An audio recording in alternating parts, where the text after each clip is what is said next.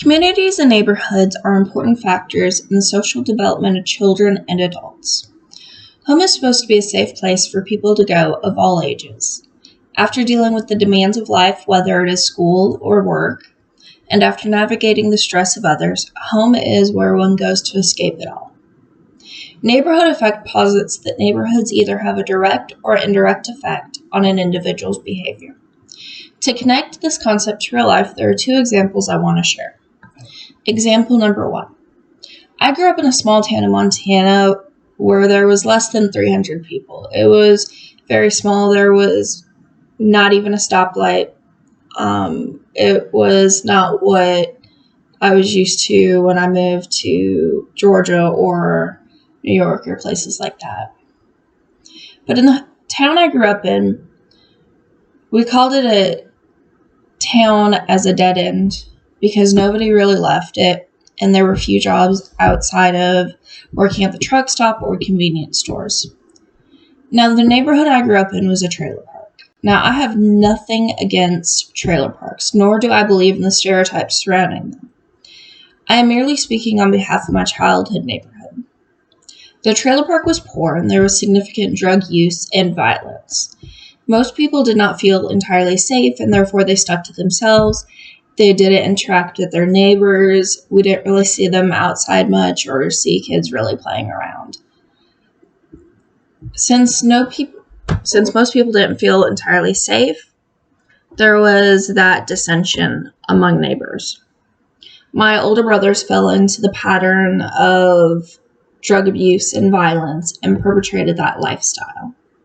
Now, example number 2. In the subdivision that I currently live in, there are no children my daughter's age, so she is more isolated. It does seem a little bit like when I grew up, but when we lived around other kids, she was more outdoorsy. Now, in the subdivision that I live in, there is very rarely any crime or issues with drugs or violence. People, being neighbors, feel safer in their homes and in the neighborhood itself. Therefore, everyone is more friendly and outgoing for their neighbors. We say hello to one another, we get to know one another, and it feels safer to raise a child there. Now, when we talk about how local churches can help by addressing these issues in the neighborhoods, I feel that first and foremost it's very important for churches to realize that people are individuals and therefore they have individual needs. Not everybody will have the same needs. And so therefore it is very, very important for the churches to realize that they're working with people. They're not working just to get volunteer hours or to check off boxes. And it's very important for people to feel like they're being appreciated, that they're being helped for something other than just because it makes people feel good, that they're being helped for a true reason.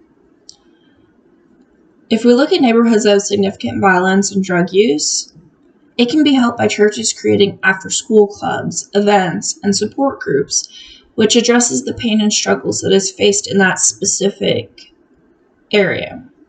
Churches can teach children how to get out of those types of lifestyles and how to find themselves and find what they're good at so that they can use that to make a better life for themselves. Also, they can help bridge the gaps between low socioeconomic neighborhoods and higher socioeconomic neighborhoods by having outreach programs and volunteer activities to help and aid in tearing down those stereotype barriers.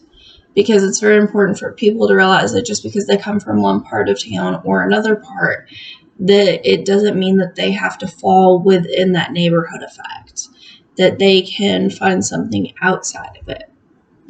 And so those are the thoughts I had on neighborhood effects on children and families and how the churches can help them.